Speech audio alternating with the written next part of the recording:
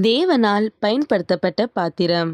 அவர் இயேசு கிறிஸ்து பெருகவும் நான் சிறுகவும் வேண்டும். யோவான் 3:30. தலைப்பு: முழங்கால்கள் கண்களாகட்டும். இன்றைய தேவ மனிதர் ரீஸ் ஹவல்ஸ். மண்ணில் பிறந்தது 10/10/1879 ஆண்டு. விண்ணில் சென்றது 13/2/1950 ஆண்டு. ஊர் பிரனமன். நாடு வேல்ஸ். தரிசன பூமி அறியப்படவில்லை. சுயத்தால் சாதிக்க முடியாததை ஜெபத்தால் சாதிக்க முடியும்.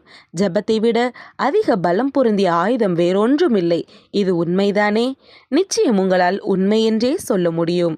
ரீஸ் ஹவல்ஸ் ஜெபத்தில் ஒரு புதிய பரிமாணத்தை கண்டவர்.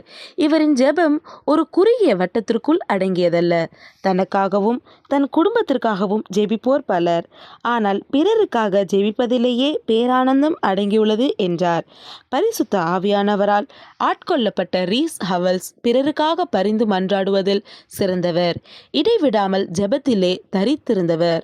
ஜெபத்தின் மூலமாக இறைவனுடன் இரண்டர கலந்தவர்.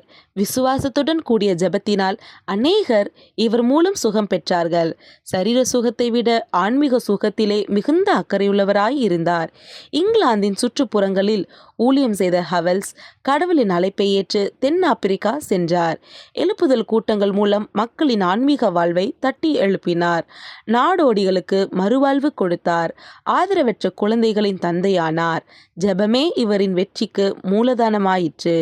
தாய்நாடு திரும்பிய ஹவல்ஸ் மாபெரும் வேதாகம கல்லூரியை நிறுவினார். ஜெப குழுக்கள் தோற்றுவிக்கப்பட்டன. அநேக மிஷனரிகள் எழுப்பப்பட்டார்கள். பரிந்துரை ஜெப வீரன் என்று அழைக்கப்படும் ரீஸ் ஹவல்ஸ் இதே நாளில் ஜெபத்தை கேட்கும் ஜெப வீரரோடு இணைந்தார். அன்பரே, ரீஸ் ஹவல்ஸை போன்று ஜெப வீரனாக காணப்படுகிறீர்களா? வாழ்விலிருந்து வாழ்வுக்கு. ஜெபத்தினால் இளைப்பாறுதலை பெறாதவன் இன்னும் இறைவனிடம் வந்து சேரவில்லை என்கிறது ஜீவ நீரோடை.